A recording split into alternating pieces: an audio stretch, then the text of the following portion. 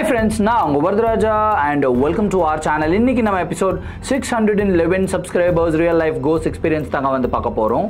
பொதுவாகவே இந்த ஹாஸ்பிட்டல்ஸில் அமானுஷங்கள் இருக்கிறது ஒரு நார்மலான ஒரு விஷயந்தான்.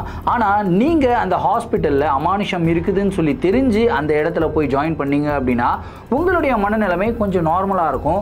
ஆனால் எதுவுமே தெரியாமல் நீங்கள் ஒரு ஹாஸ்பிட்டலுக்கு போயிட்டு அந்த இடத்துல அமானுஷங்கள் உங்களை புரட்டி போட்டிருந்தது அப்படின்னா அப்போ உங்களுடைய மனநிலைமை எப்படி இருக்குன்றதை மட்டும் கமெண்ட்டில் சொல்லுங்கள்.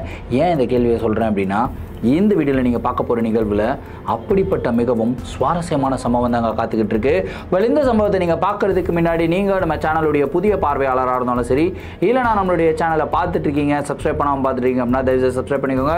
கூடவே இருக்கிற பெல் ஐகானை கிளிக் பண்ணிக்கோங்க. அப்போ தான் எவ்ரி ஆல்டர்னேட்டிவ் டே போடுற வீடியோ உங்களால் உடனே பார்க்க முடியும். இப்போ வாங்க ஸ்ட்ரெயிட்டாக வீடியோக்குள்ளே போகலாம்.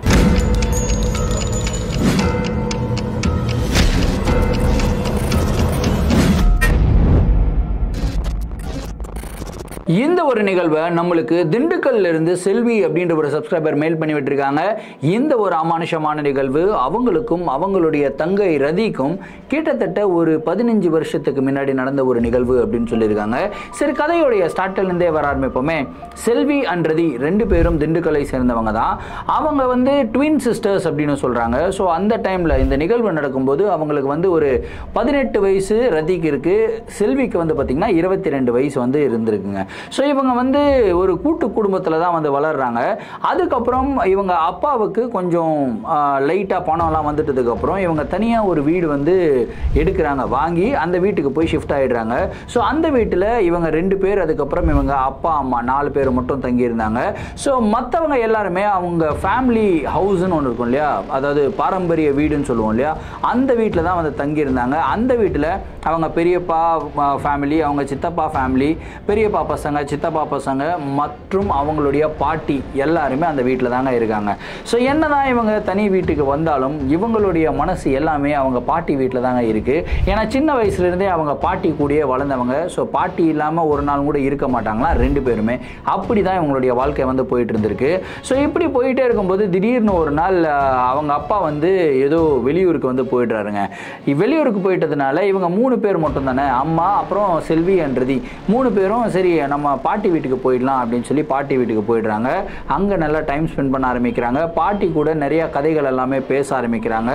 ரொம்பவும் ஹாப்பியாக இருந்துக்கிட்டே இருக்கும்போது பட்டுன்னு வந்து பார்த்திங்கன்னா அவங்க பாட்டிக்கு ரொம்பவும் உடம்பு முடியாமல் போயிடுது.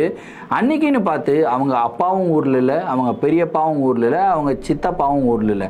3 பேருமே வேலை விஷயமா வெளியே போயிருக்காங்க. ஸோ வீட்டில் வெறும் லேடிஸ் இருக்காங்க, அப்புறம் சின்ன பசங்க வந்து இருக்காங்க. சரி, பாட்டியை வந்து டேக் கேர் பண்ணணுமே அப்படின்னு சொல்லிட்டு பக்கத்தில் இருக்க ஒரு மெடிக்கல் ஷாப்பில் போயிட்டு மாத்திரை வாங்கிட்டு வந்திருக்காங்க. வாங்கிட்டு வந்து மாத்திரை போட வச்சுருக்காங்க. போட்டுட்டு பாட்டி கொஞ்சம் நேரம் படுத்திருக்காங்க. ஆனால் அவங்களுக்கு வந்து இன்னமும் உடல்நிலை பயங்கர மோசமாக போயிட்டு இருக்கு. அவங்களுக்கு வந்து ஃபீவர் அதிகமாக வந்துருக்குங்க. அந்த ஃபீவர் வந்து கொஞ்சம் கூட குறையவே இல்லை அப்படின்னு சொல்லலாம். என்னடா இது இப்படியே இருக்கே, சரி ஒரு நாள் வெயிட் பண்ணி பார்ப்போம் அப்படின்னுலாம் வெயிட் பண்ணுவாங்க இல்லையா, அந்த மாதிரி ஒரு நாள் வெயிட் பண்ணி பார்த்துருக்காங்க. அடுத்த நாள் ரொம்பவும் மோசமான ஒரு நிலைமையில் வந்து அவங்க பாட்டிக்கு போயிட்டாங்க. ஃபீவர் வந்து கிட்டத்தட்ட 103 டிகிரிஸ்க்கு மேலே இருக்குது. ஐயோ அப்படின்னு சொல்லி பயந்து போய் பாட்டியை வந்து பக்கத்தில் இருக்கிற ஒரு ஹாஸ்பிட்டலில், ஒரு பெரிய ஹாஸ்பிட்டலில் வந்து கூட்டிகிட்டு போய் அட்மிட் பண்ணியிருக்காங்க. ஸோ காலை நேரத்தில் எந்த பிரச்சனையும் இல்லை, டாக்டர்ஸ் எல்லாமே ட்ரீட்மெண்ட் கொடுத்துக்கிட்டே இருக்காங்க. ஆனால் பாட்டியோடைய ஃபீவர் வந்து குறையவே இல்லைங்க. ஸோ டாக்டர்ஸ் என்ன சொல்கிறாங்கன்னா, பாட்டி ஆல்ரெடி வயசானவங்க, அவங்க ரொம்ப வீக் ஆகிட்டாங்க. இந்த ஹாஸ்பிட்டலில் ஒரு 2-3 நாள் அட்மிட் பண்ணால் தான் அவங்க சரியாவாங்க, கொஞ்சம் அப்படியே அட்மிட் பண்ணி வச்சுக்கோங்க அப்படின்னு சொல்லிட்டு அவங்க கிளம்பிடுறாங்க. ஸோ நைட்டு இப்போ பாட்டி கூட யார் தங்குறது அப்படின்ற ஒரு சூழ்நிலை. ஸோ நைட்டு வந்து செல்வி என்றதி சொல்கிறாங்க, இந்த மாதிரி நீங்கள் எல்லாருமே பாட்டி கூடயே தான் இருக்கீங்க, நாங்கள் தான் வந்து தனி வீட்டுக்கு போயிட்டோம், ஸோ பாட்டியை ரொம்ப மிஸ் பண்ணுறோம், நாங்களே இருந்து பார்த்துக்குறோம் அப்படின்னு சொல்லிட்டு 2 பேருமே அந்த ஹாஸ்பிட்டலில் இருக்கிறாங்க. என்னதான் இருந்தாலும் 2 வயசு பெண்களை எப்படி வருவாங்க, ஸோ வீட்டில் நாங்களும் வரோம் அப்படின்னு சொல்லி செல்வி என் ரதியுடைய அம்மா வந்து சொல்கிறாங்க. ஆனால் இல்லை வேணாம், நாங்களே பார்த்துக்குறோம், ஒன்றும் பிரச்சனை இல்லை, பக்கத்தில் தானே வீடு, கிட்டத்தட்ட ஒரு 10 நிமிஷத்தில் நீங்கள் வந்துடலாம், எந்த பிரச்சனையாக இருந்தாலும் உங்களுக்கு தகவல் சொல்கிறோம் அப்படின்னு சொல்லிட்டு அவங்க 2 பேரும் இருந்துடுறாங்க. கரெக்டாக ஃபஸ்ட்டு நாள் நைட்டு பாட்டி வந்து ஒரு தனி ரூம் வந்து புக் பண்ணியிருக்காங்க. பாட்டிக்கு இவங்க கொஞ்சம் வெல்தியான ஃபேமிலி, தனி ரூமை புக் பண்ணியிருக்காங்க. அந்த வார்டுலேயே வந்து பார்த்தீங்கன்னா நிறைய பேஷண்ட்ஸே இல்லையா, கிட்டத்தட்ட ஒரு 2-3 பேஷண்ட்ஸ் தான் இருப்பாங்க. அவங்களும் தனித்தனி ரூமில் தான் இருக்காங்க. அந்த வார்டில் ஒரே ஒரு டியூட்டி நர்ஸ் மட்டும் அசைன் பண்ணியிருக்காங்க. டியூட்டி நர்ஸுக்கு தனியாக ஒரு ரூம் இருக்குங்க. ஸோ அவங்க அந்த ரூமில் வந்து இருக்காங்க. ஸோ ஏதாவது ஒரு தேவைகள் இருந்தது அப்படின்னா ஃபேமிலி அட்டெண்டர் இருக்காங்களே அவங்க வந்து டியூட்டி நர்ஸ் கிட்ட போயிட்டு கூட்டிகிட்டு வருவாங்களாம். ஸோ இப்படி தான் அந்த ஹாஸ்பிட்டலோட ரூல்ஸ் எல்லாம் இருந்திருக்கு. ரொம்ப அட்வான்ஸ்டாக அந்த டைம்லேயே வந்து பண்ணியிருக்காங்க. ஸோ செல்வின்றது கீழே தரையில் வந்து ஒரு பெட்ஷீட்டை விரித்து படுத்துக்கிறாங்க.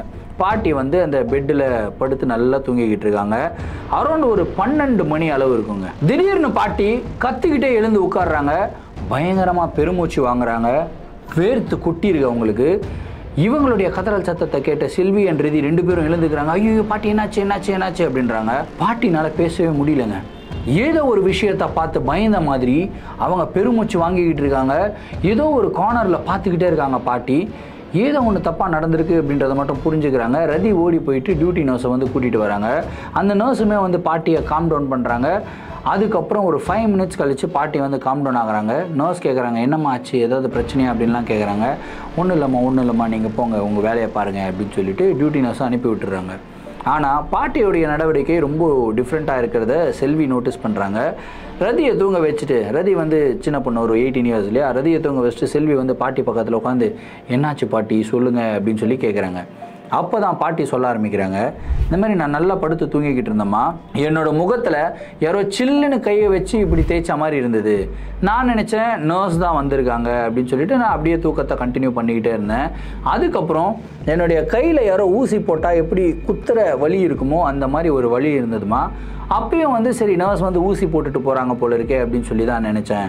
அதுக்கப்புறம் அந்த சில்லுன்னு முகத்தில் இருந்த கை அப்படியே என்னுடைய உடம்பு முழுக்க வந்து என்னுடைய காலை அப்படியே தடவ ஆரம்பிச்சதுமா.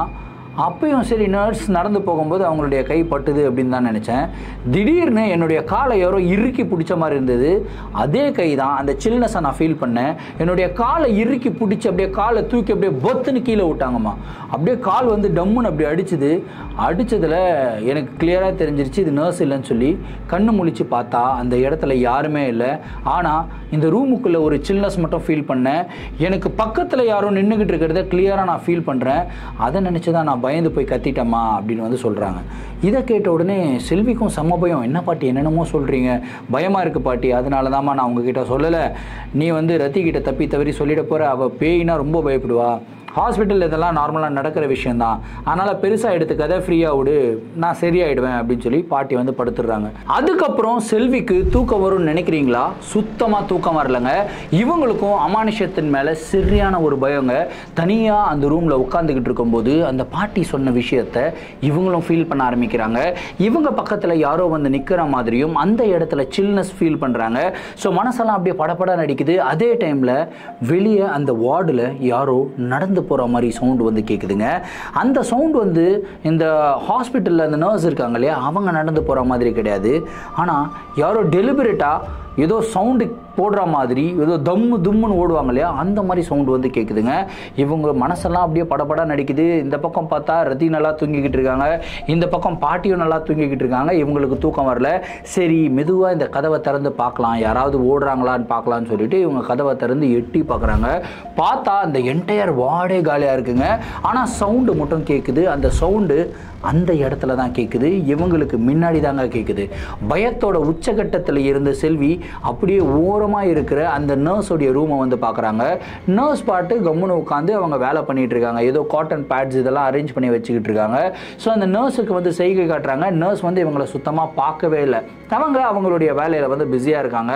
திடீர்னு அந்த டைமில் குடுகுடுன்னு யாரோ ஓடி வந்து பட்டுன்னு செல்வி முன்னாடி நின்னா எப்படி இருக்கும், அந்த மாதிரி ஒரு ஃபீலுங்க.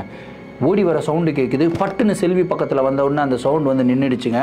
அப்படியே உத்து பார்த்துக்கிட்டு இருக்கும்போது யாரோ செல்வி முன்னாடி நின்று பெருமூச்சு விட்டால் எப்படி ஒரு சவுண்டு கேட்குமோ, ஒரு ஃபீல் வருமோ, அந்த பெருமூச்சு விடுற ஃபீல் வந்து இருக்குதுங்க. அந்த மூச்சு காற்று வந்து இவங்க மேலே அடிக்குது. ஆனால் முன்னாடி யாருமே கிடையாது. இப்போது செல்வியோடைய மனநிலைமை எப்படி இருக்குன்றதை மட்டும் கொஞ்சம் யோசிச்சு பாருங்கள். பயத்தோட உச்சகட்டத்தில் இவங்க கதவை மெதுவாக மூடுறாங்க. மூடிட்டு அப்படியே பயத்துலேயே வந்து அந்த இடத்துல படுக்கிறாங்க. படுத்துட்டு சுத்தமாக தூக்கம் வரல. அடுத்த நாள் காலையில் வரைக்கும் இப்படியே இதே ஃபீலோடு இருந்திருக்காங்க. காலையில் வந்து திரும்பியும் அந்த வார்டு வந்து நார்மல் ஆகிடுச்சு. எல்லாருமே டாக்டர்ஸ் வந்து போய் பார்த்துட்டு பாட்டிக்கும் வந்து அவங்க ஃபீவரை செக் பண்ணுறாங்க. பாட்டிக்கு இன்றைக்கும் ஃபீவர் குறையவே இல்லை. சரி ஒரு சில டெஸ்ட்டெல்லாம் ரன் பண்ணணும் அப்படின்னு சொல்லி டெஸ்ட் எடுக்கிறதுக்கு உண்டான வேலைகளை அவங்க ஸ்டார்ட் பண்ணுறாங்க.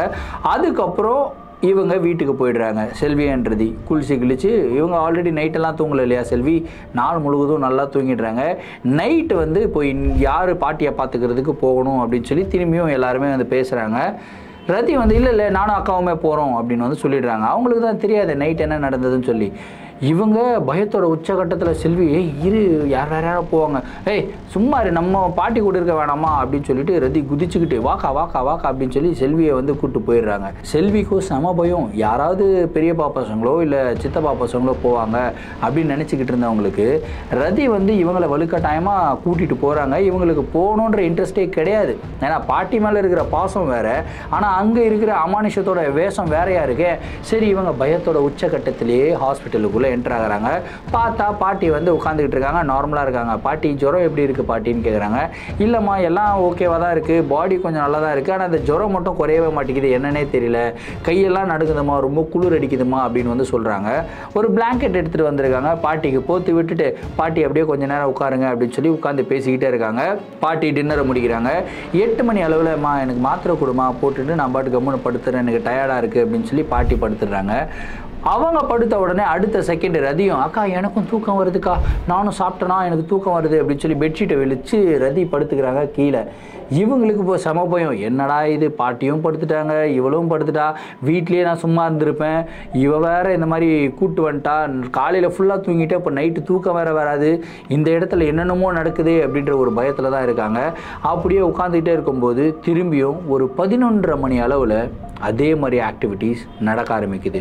வார்டில் யாரோ ஓடுற மாதிரி சவுண்டு கேட்குதுங்க. இந்த சவுண்டு கேட்ட உடனே செல்வி ரியலைஸ் பண்ணிடுறாங்க, இந்த இடத்துல அமானுஷத்தோடைய உச்சகட்ட தாக்கம் இருக்குது. இதில் இந்த பயத்திலேருந்து நம்ம வெளியே வரணும் அப்படின்னா நம்ம யாரு கூடயாவது பேசிக்கிட்டே இருக்கணும் இல்லையா. எல்லாருமே தூங்குறாங்க, ஸோ யாருமே பேசுகிறதுக்கு இல்லை. பேசுகிறாங்க அப்படின்னா நம்ம நர்ஸுக்கிட்ட தான் போகணும், ஏன்னா அவங்க தான் முழிச்சுக்கிட்டு இருக்காங்க, வேலை பண்ணிக்கிட்டு இருக்காங்க. இப்போ நர்ஸு ரூம் வரைக்கும் போகணுன்னாலும் ரொம்ப பயம். ஏன்னு கேட்டிங்கன்னா அந்த வார்டில் தான் வந்து ஓடுற சவுண்டு, ஒடியாடுற சவுண்டு, அந்த மூச்சு காற்று படுறதெல்லாம் இவங்க ஃபீல் பண்ணிட்டாங்க லாஸ்ட் நைட்டு. இப்போ திரும்பியும் அதே சவுண்டெல்லாம் கேட்டுக்கிட்டு இருக்கு. இப்போ நர்ஸ் ரூம் வரைக்கும் போகணும் அப்படின்னா கிட்டத்தட்ட ஒரு 50 மீட்டர் நடந்து போகணும். எப்படி அந்த வார்டில் நடந்து போகிறது அப்படின்னு சொல்லி இவங்க ரொம்ப பயத்தோட உச்சகட்டத்தில் இருந்து டோரை மெதுவாக ஓப்பன் பண்ணுறாங்க. ஓப்பன் பண்ணால் சுத்தமாக சவுண்ட் எதுவுமே கிடையாது, சைலண்ட்டாக இருக்குது. அப்படியே எட்டி பார்க்குறாங்க, நர்ஸ் பாட்டு ஒர்க் பண்ணிகிட்டே இருக்காங்க. இவங்க என்ன பண்ணுறாங்க, நான் நடந்து போகாமல் குருன்னு ஓடுறாங்க. ஓடி போயிட்டு நர்ஸோடைய டோரை ஓப்பன் பண்ணுறாங்க. ஓப்பன் பண்ண உடனே நர்ஸு பயத்தில் கத்திடுறாங்க, ஏன் ஏன் ஏன் இப்படி கத்துறீங்க அப்படின்னா, ஏமா இப்படி ஓடி வர, என்னம்மா ஆச்சு அப்படின்னு. இல்லை ஒன்றும் இல்லை, எனக்கு தனியாக வர்றதுக்கு பயமா, அதனால தான் நான் ஓடி வந்துட்டேன், சொல்லிட்டு செய்யுமா, அவங்க பாட்டி தான் ஏதோ சீரியஸாக இருக்கிறாங்கன்னு நினச்சி நான் பயந்துட்டேன், சரி வாமா அப்படின்னு சொல்லி நர்ஸ் உட்கார வைக்கிறாங்க. அதுக்கப்புறம் நர்ஸ் கிட்ட பேசிக்கிட்டே இருக்காங்க. இந்த மாதிரி இந்த வார்டில் என்னென்னமோ சவுண்டெல்லாம் கேட்குது, எனக்கு ரொம்ப பயமாக இருக்குது, நைட்டு வந்து என்னால் தூங்கவே முடியல, அப்படியே முழிச்சுக்கிட்டே இருந்தேன், என்ன இது மாதிரிலாம் ஃபீல் பண்ணியிருப்பீங்களா அப்படின்னு சொல்லி அவங்கக்கிட்ட கேட்குறாங்க.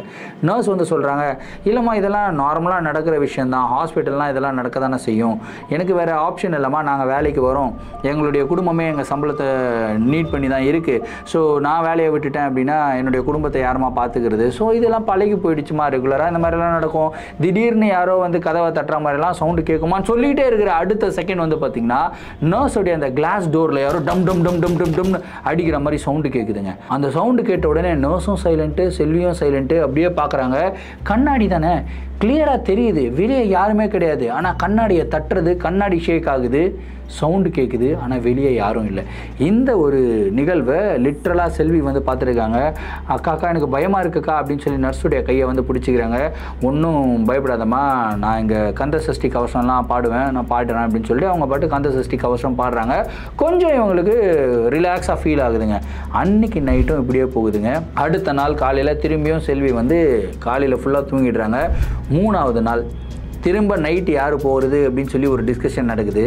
திரும்பவும் ரதி குதிச்சுக்கிட்டு அக்காவும் நானுமே போகிறோம் அப்படின்னு சொல்லி, செல்வி சும்மா வேறு யாரோ போகிறதுக்கு ஆசைப்பட்டாங்கன்னா போகலாம்ல, நீ வேற சும்மா சும்மா அங்கே போகலான்ற அப்படின்னா, இல்லைக்கா நீ தான் பாட்டியை நல்லா பார்த்துக்கிறல அப்படின்னா, நான் பார்த்துக்கிறேன் தான், நீ நல்லா தூங்குற, அது எனக்கு நல்லா தெரியுதா, ஒரு ஹெல்ப்பாவது பண்ணியா அப்படின்னு சொல்லி கேட்குறாங்க. அக்கா போக்கா, நான் சின்ன பொண்ணு தானேக்கா, நீ பண்ணுக்கா, உனக்கு ஏதாவது முடியலன்னா என்னை எழுப்பு, நான் வந்து ஹெல்ப் பண்ணுறேன் அப்படின்னு சொல்லி ரதி சொல்கிறாங்க. சரி வேறு ஆப்ஷனே இல்லை, நம்ம தான் போய் ஆகணும் அப்படின்னு சொல்லி இவங்க 2 பேரும் போயிடுறாங்க. இந்த மீன்வேல் இந்த தகவல் வந்து அவங்க அப்பாவுக்கு, சித்தப்பாக்கு, பெரியப்பாக்கு எல்லாருக்கிட்டையும் சொல்லிடுறாங்க. ஸோ அவங்களுமே கிளம்பி வந்துகிட்டு இருக்காங்க.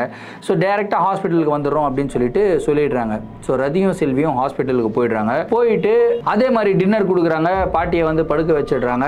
ஸோ டாக்டர்ஸ் வந்து செக் பண்ணி பார்த்துட்டு இவங்களுடைய ஹெல்த் கண்டிஷன் கொஞ்சம் பெட்டராகவே ஆகிடுச்சு, நாளைக்கு காலையில் வரைக்கும் பார்ப்போம், அதுக்கப்புறம் டிஸ்சார்ஜ் பண்ணிடலாம் அப்படின்னு வந்து சொல்லிட்டு அவர் பட்டு கிளம்பி போயிடுறாரு. ஸோ அதே டியூட்டி நர்ஸ் தான் அவங்க வேலை பார்த்துக்கிட்டு இருக்காங்க. ரதி வந்து படுத்து தூங்கிடுறாங்க. செல்விக்கு தூக்கம் வரல. அப்படியே உட்காந்துக்கிட்டே இருக்கும்போது சரி நான் தூங்குற மாதிரி நடிக்கிறேன் அப்படின்னு சொல்லிட்டு அவங்க படுத்து தூங்குற மாதிரி நடிக்கிறாங்க. அப்படியே ஃபைனலாக தூங்கிடுறாங்க.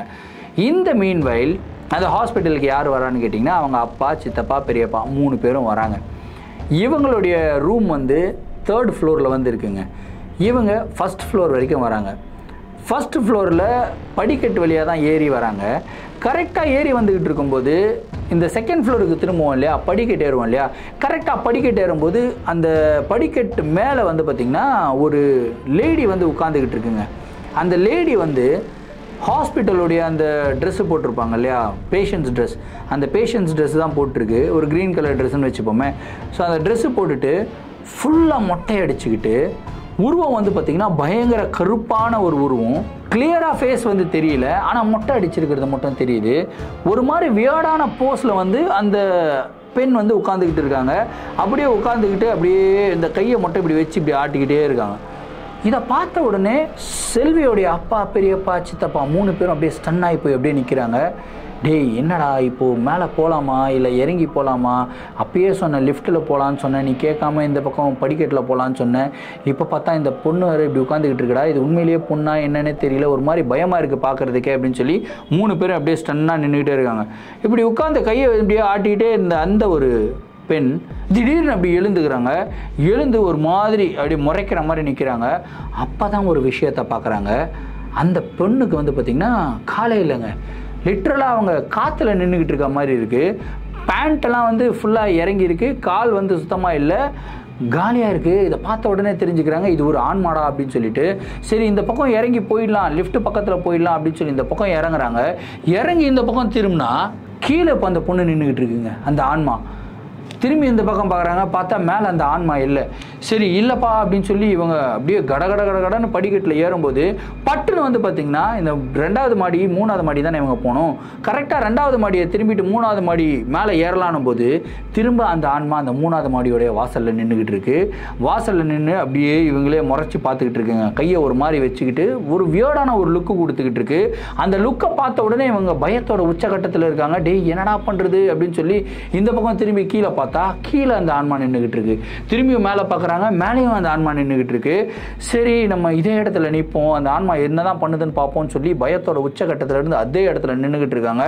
அப்படியே ஒரு 1/4 மணி நேரம் அதே இடத்துல நின்றுக்கிட்டு இருப்பாங்க. 1/4 மணி நேரம் கழிச்சு அந்த ஆன்மா திடீர்னு வந்து பார்த்தீங்கன்னா படிக்கட்டு மேலே இருந்து இறங்க ஆரம்பிக்குதுங்க. இதை பார்த்த உடனே ஐயோ இந்த பக்கம் இறங்கிடலாம்டான்னு இந்த பக்கம் பார்த்தா கீழேயும் அதே மாதிரி ஒரு ஆன்மா இருக்குல்ல, அது வந்து பார்த்தீங்கன்னா படிக்கட்டு மேலே ஏற ஆரம்பிக்குதுங்க. இந்த 2 ஆன்மாக்களுக்கு நடுவில் இவங்க நின்று ஒரு மாதிரி கை கால்லாம் விட நாடி போய் எந்த பக்கம் போகிறதுன்னு தெரியாமல் அந்த வார்டோடைய எண்டில் வந்து பார்த்தீங்கன்னா ஒரு ரூம் வந்து இருக்குங்க. கரெக்டாக நேராக விறுவிறுன்னு ஓடுறாங்க. அந்த ரூமுக்குள்ளே போயிட்டு லாக் பண்ணிக்கிறாங்க 3 பேரும். அந்த ரூமுக்கு போகும்போதே இவங்களுக்கு யாரோ ஒரு 4-5 பேர் பேசுகிற மாதிரியும் ஒரு மாதிரி மந்திரங்களை படிச்சுக்கிட்டே இருக்கிற மாதிரியும் சவுண்டு கேட்டுக்கிட்டே இருக்குங்க. கரெக்டாக அந்த ரூமுக்குள்ளே போயிட்டு டோரை லாக் பண்ணிக்கிறாங்க. அந்த ரூமுக்குள்ளே தான் 4-5 பேர் பேசுகிற மாதிரியும் மந்திரங்கள் படிக்கிற மாதிரியும் சவுண்டு வந்து கேட்குதுங்க. கரெக்டாக அந்த ரூம் என்னென்னு சுற்றி பார்த்தா இந்த பழைய மெடிக்கல் எக்யூப்மெண்ட்ஸு, அதுக்கப்புறம் அந்த மெடிக்கல் பெட்ஸ் எல்லாம் வரும் இல்லையா, அந்த பெட் எல்லாமே போட்டு வைக்கிற ஒரு ஸ்டோர் ரூம் அது. அந்த இடத்துல பெட் எல்லாமே இருக்குதுங்க. அந்த பெட்டெல்லாம் எடுத்து இவங்க முகத்துக்கு முன்னாடி வச்சுக்கிட்டு அப்படியே மறைச்சிக்கிட்டு இவங்க நின்றுக்கிறாங்க. ஏன்னா அந்த சவுண்ட் வந்து அவ்வளோ டிஸ்டர்பிங்காக இருக்குது. அதே டைமில் வார்டுக்கு வெளியே யாரோ ஓடி வர மாதிரி சவுண்டு வந்து கேட்குது. அதுக்கப்புறம் அந்த டோரை யாரோ டமால் டமால் டமால் டமால் டமால் டமால் அடிக்கிற மாதிரி சவுண்டு வந்து கேட்குதுங்க. இவங்க 3 பேருமே வந்து பார்த்திங்கன்னா பயத்தோட உச்சகட்டத்தில் இருக்காங்க. அப்படியே ஃப்ரீஸ் ஆகி போயிருக்காங்க. அப்படியே நடுங்கி போயிட்டு என்னடா பண்ணுறது ஒன்றுமே புரியலடான்னு சொல்லிக்கிட்டே இருக்கும்போது திடீர்னு அந்த ரூமுடைய கார்னர்லேருந்து யாரோ மந்திரங்களை படிக்கிற மாதிரி சவுண்டு வந்து கேட்குதுங்க. யாருடா அது அப்படின்னு சொல்லி எட்டி பார்த்தா உண்மையிலேயே அந்த இடத்துல ஒரு 5 பேர் உட்காந்துக்கிட்டு இருக்காங்க. டேய் நீங்கள் மனுஷங்களா இல்லை பேய்ங்களாடா அப்படின்னு சொல்லி இப்படி உத்து பார்த்துக்கிட்டு இருந்தா அவங்களும் பயத்தோட உச்சகட்டத்தில் தான் இருக்காங்க. இவங்க புரிஞ்சுக்கிறாங்க, ஓகே அவங்களும் மனுஷங்க தான், இந்த மாதிரி பேய் ஆக்டிவிட்டிஸ் எல்லாம் பார்த்து ரொம்ப பயந்து போய் தான் இவங்க உட்காந்துக்கிட்டு இருக்காங்கன்னு சொல்லி இவங்க செய்கையிலே பேசுகிறாங்க. என்னாச்சு அப்படின்னு கேட்குறாங்க. அவங்க வந்து அப்படிலாம் ஆக்ஷன் கொடுக்குறாங்க. அவங்களுக்கு தெரிஞ்சிருது ஏதோ ஒரு ஆன்மாவை பார்த்து தான் பயப்படுறாங்கன்னு சொல்லிட்டு சரி சரி நீங்கள் கண்டினியூ பண்ணுங்க அப்படின்னா அவங்க பாட்டுக்கு வாயில் வந்த மந்திரங்களை சொல்கிறாங்க. கந்த சஷ்டி கவசத்தை சொல்கிறாங்க. திடீர்னு ஒருத்தர் வந்து பார்த்தீங்கன்னா கணேசனுக்கு இருக்கிற மந்திரத்தை சொல்கிறாரு. ஒருத்தர் வந்து அப்பா முருகா என்னை காப்பாற்றிருப்பா அப்படின்னு சொல்லி அழுகிறாரு. இந்த மாதிரியெல்லாம் கேட்டு கேட்டு கேட்டு கேட்டு அன்னைக்கு நைட்டு முழுவதும் இப்படியே இருக்காங்க. அடுத்த நாள் காலையில் அதாவது அதிகாலை 4 மணி வரைக்கும் இந்த மாதிரி நிகழ்வுகள் நடக்குது. 4 மணிக்கு தான் இந்த நிகழ்வுகள் அப்படியே கம்ப்ளீட்டாக ஸ்டாப் ஆகுதுங்க. 4 மணிக்கு இவங்க 3rd ஃப்ளோர் போகிறாங்க. 3rd ஃப்ளோர் போனால் இவங்க அம்மாவோடைய ரூம் வந்து ஓப்பன் பண்ணுறாங்க. ஓப்பன் பண்ணால் செல்வி நல்லா படுத்து தூங்கிக்கிட்டு இருக்காங்க. இவங்க அம்மா வந்து பாட்டி அவங்க வந்து பார்த்திங்கன்னா பெட்டு மேலே உட்காந்து ஒரு மாதிரி இப்படி இப்படி இப்படி ஆடின்னு இருக்காங்க. எங்கடா சின்ன பொண்ணை காணோம், ரத்தி எங்கடா அப்படின்னு சொல்லி இந்த பக்கம் பார்த்தா ரத்தி அந்த ரூமுடைய கார்னரில் வந்து இப்படி பயந்து போன நிலையில் இப்படி உட்காந்துக்கிட்டு இருக்காங்க. இப்படியே பயத்தில் உச்சக்கட்டத்தில் இப்படியே ஒரு மாதிரி பேச்சே வராத மாதிரி உட்காந்துட்டு இருப்பாங்க. அந்த மாதிரி உட்காந்துட்டு இருக்காங்க.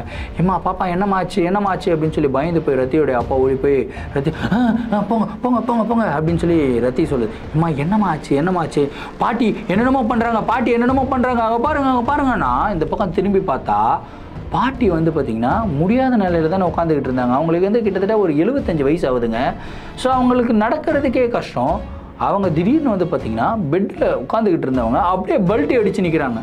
யோசிச்சு பாருங்கள், நடக்கவே முடியாத ஒரு பர்சன் எப்படி பல்ட்டி அடிக்க முடியும்? பல்ட்டி அடித்து அப்படி நின்று அப்படியே அவங்க பார்க்குறாங்க. பார்த்துட்டு ஒரு மாதிரி செய்கையை காட்டுறாங்க. அந்த செய்கையை பார்த்த உடனே என்ன பண்ணுறதுனே தெரியல. இந்த குழந்தை வேற வந்து அழுகுது. இந்த பக்கம் பார்த்தா செல்வி நல்லா தூக்கம், கிட்டத்தட்ட 2 நாள் தூக்கம் இல்லையா, அவங்க நல்லா தூக்கம். இவங்க அப்படியே பார்த்துக்கிட்டே இருக்கும்போது பட்டுன்னு என்னாச்சுன்னு தெரியல. ஒரு 5-5:30 மணி இருக்கும். பக்கத்தில் வந்து ஒரு மசூதி இருக்குது. மசூதியில் வந்து அவங்க நார்மலாக இந்த ஓதுவாங்க இல்லையா, அல்லா ஓதுவாங்க. ஸோ அந்த மாதிரி ப்ரேயர் பண்ணுறாங்க. ப்ரேயர் பண்ணுற சவுண்ட் வந்து கேட்குதுங்க. அந்த ப்ரேயர் பண்ணுற சவுண்டு கேட்ட உடனே அப்படியே பாட்டி நின்றுக்கிட்டு இருந்தவங்க அப்படியே மயக்கம் போட்டு பொத்துன்னு அடி ஊழ்ந்தா எப்படி இருக்கும், லைஃப்லெஸ்ஸாக அந்த மாதிரி பொத்துன்னு பெட்டு மேலே விழுகிறாங்க. விழுந்த உடனே இவங்க 3 பேரும் ஐயோ அம்மா அப்படின்னு சொல்லி குடுகுடுன்னு ஓடி போய் அவங்க அம்மாவை பிடிச்சி பெட்டில் படுக்க வைக்கிறாங்க. அந்த எக்ஸாக்ட் டைமில் தான் நர்ஸ் வந்து உள்ளே வராங்க. என்னங்க ஆச்சு அப்படின்றாங்க. இந்த மாதிரிலாம் ஆச்சுமா? இல்லை ஒன்றும் பிரச்சனை இல்லை, இது நார்மலாக நடக்கிற ஒரு விஷயம் தான். என்னது நார்மலாக நடக்கிற விஷயமா? இல்லைங்க, இதை பற்றி வெளியே யாருக்கிட்டையும் சொல்லிடாதீங்க அப்படின்னு சொல்லிட்டு அதுக்கப்புறம் பாட்டிக்கு வந்து ட்ரீட்மெண்ட் கொடுக்குறாங்க. அவங்களுக்கு வந்து இந்த தாயத்தெல்லாம் வந்துருச்சு கட்டுறாங்க. பாட்டி வந்து கம்ப்ளீட்டாக ஃபைன் ஆகிடுறாங்க. செல்வி ரொம்ப நேரம் கழிச்சு ஒரு 11 மணி அளவில் இவங்களை எல்லாரும் டிஸ்சார்ஜ் பண்ணலாம் அப்படின்னும் போது தான் செல்வி தூக்கத்துலேருந்து எழுந்துக்கிறாங்க. ஹேய் இங்கே என்ன நடந்துக்கிட்டு இருக்கு, நீ பாட்டுக்கு நல்லா தூங்கிக்கிட்டு இருக்கேன்னு சொல்லி ரத்தி திட்டுறாங்க. அப்போ தான் செல்வி சொல்கிறாங்க, அடி பாவி 2 நாளாக நான் கஷ்டப்பட்டுக்கிட்டு இருக்கேன், இதை ஒரு நாள் பார்த்ததுக்கே நீ இவ்வளோ சீனை போடுற, நான் 2 நாள் எவ்வளோ கஷ்டப்பட்டுருப்பேன் அப்படின்னு சொல்லி செல்வி சொல்கிறாங்க. என்னது 2 நாள் கஷ்டப்பட்டியா? ஆமாம், இந்த பிரச்சனைகள் வந்து 2 நாளாக நடந்துக்கிட்டு இருக்கு. 3ஆவது நாள் தான் நீ தவறி மாட்டிக்கிட்ட. 3ஆவது நாள் பாட்டி என்னென்னலாம் பண்ணிச்சு தெரியுமா அப்படின்னு வந்து சொல்லி பாட்டி பண்ண விஷயத்தெல்லாம் சொல்கிறாங்க. பாட்டி இப்படி இல்லாமல் பண்ணிச்சு, பல்ட்டி அடித்து எழுந்து உட்காந்துதா, நின்றுச்சா அப்படின்னு கேட்குறாங்க. ஆமாம்மா அந்த மாதிரி வேலைலாம் பண்ணிச்சுமா அப்படின்னு சொல்லி அவங்க அப்பாவும் சொல்கிறாரு. சரி ஃபைன், எல்லாமே சரியாயிடுச்சு. இந்த ஹாஸ்பிட்டல் அப்படி என்ன தான் பிரச்சனை ஆச்சுன்னு சொல்லி அந்த நர்ஸ் கிட்ட கேட்குறாங்க. அப்போ தான் அந்த நர்ஸ் சொல்கிறாங்க, இந்த ஹாஸ்பிட்டலில் நிறையா பேர் வந்து இறந்து போவாங்க. கரெக்டாக இந்த வார்டில் தான் வந்து மாச்சுரி இருக்குது. மாச்சுரி வந்து எண்டில் இருக்குது. ஸோ அதனால் ரெகுலராக இந்த மாதிரி அமானுஷ நிகழ்வுகளெல்லாம் இந்த ஹாஸ்பிட்டலில் நடக்கும். அதனால தான் ரொம்ப ப்ரைவேட்டாக ரூம் வேணும் அப்படின்னு கேட்குறவங்களுக்கு மட்டும்தான் இந்த வார்டில் நம்ம இடம் கொடுப்போம். அதனால தான் வெறும் 2-3 பேஷண்ட்ஸ் மட்டும் தான் இருக்காங்க. ஸோ உண்மையிலே எப்போது இது நடக்க ஆரம்பிச்சதுன்னா, ஒரு ட்வின் சிஸ்டர் வந்து இந்த ஹாஸ்பிட்டலில் அட்மிட் ஆனாங்க. கேன்சரில் அஃபெக்ட் பண்ணப்பட்டவங்க. அவங்க கேன்சருக்கு உண்டான கீமோதெரப்பி ட்ரீட்மெண்ட்ஸ் எல்லாமே நம்ம கொடுத்துக்கிட்டு இருந்தோம். ஆனால் ட்ரீட்மெண்ட் பலன் அடிக்காமல் அவங்க வந்து 2 பேருமே ஒரே டைமில் இறந்து போயிட்டாங்க. அவங்க இறந்து போனதுக்கப்புறம் இந்த ஹாஸ்பிட்டலில் நிறையா இந்த மாதிரி அமானுஷமான நிகழ்வுகள் நடக்கிறது வழக்கமாகவே ஆயிடுச்சு அப்படின்றாங்க. அதுக்கப்புறம் ஹாஸ்பிட்டல் மேனேஜ்மெண்ட் கிட்ட போயிட்டு ஒரு மிகப்பெரிய பிரச்சனைலாம் பண்ணி அந்த 3 நாள் ட்ரீட்மெண்ட்டுக்கு உண்டான பில் இருக்கு இல்லையா, கிட்டத்தட்ட 10% கட்டினா போதும்னு சொல்லி 10% மட்டும் வாங்கிட்டு, அதாவது மெடிசின்ஸுக்கு மட்டும் நீங்கள் பில் கட்டினா போதும்னு சொல்லி மெடிசின்ஸுக்கு மட்டும் பில்லை வாங்கிட்டு இவங்க வந்து பார்த்திங்கன்னா அனுப்பி விட்டுறாங்க. ஸோ இந்த ஒரு நிகழ்வு வந்து பார்த்திங்கன்னா அவங்களுடைய வாழ்க்கையில் மறக்க முடியாத ஒரு நிகழ்வு அப்படின்றாங்க. ஸோ திண்டுக்கல்லேருந்து யாராவது இந்த வீடியோவை பார்த்துட்டு இருந்தீங்கன்னா அந்த ஹாஸ்பிட்டல் உங்களுக்கு தெரிஞ்சிருந்ததுன்னா கமெண்ட்டில் மென்ஷன் பண்ணுங்கள். ஏன்னா அந்த ஹாஸ்பிட்டலுடைய நேமை வந்து இவங்க எனக்கு ஷேர் பண்ணலை, ஏன்னா ப்ராப்ளம் வரும் ப்ரோ அப்படின்னு சொல்லி ஷேர் பண்ணலை. ஸோ உங்களுக்கு தெரிஞ்சதுன்னா கமெண்ட்டில் சொல்லுங்கள். இந்த வீடியோவை பற்றின உங்களுடைய கருத்துக்கள் என்ன அப்படின்றத கமெண்ட் பாக்ஸில் சொல்லுங்கள். இதே மாதிரி உங்களுடைய வாழ்க்கையில் ஏதாவது அமானுஷமான நிகழ்வுகள் நடந்திருந்து அந்த நிகழ்வுகளை என்கிட்ட ஷேர் பண்ணணும்னு நினச்சிங்கன்னா என்னுடைய இன்ஸ்டாகிராமில் ஃபாலோ பண்ணிவிட்டு இன்ஸ்டாகிராமில் டிஎம் பண்ணுங்கள். இல்லை நான் என்னுடைய மெயில் ஐடிக்கு மெயிலாக சென்ட் பண்ணிவிடுங்க. கண்டிப்பாக உங்களுடைய நிகழ்வுகளும் நம்மளுடைய சேனலில் வீடியோஸாக போடப்படும். மீண்டும் அடுத்த வீடியோவில் சந்திக்கும் வரை நான் உங்கள் Varadaraja signing off. Thank you and bye.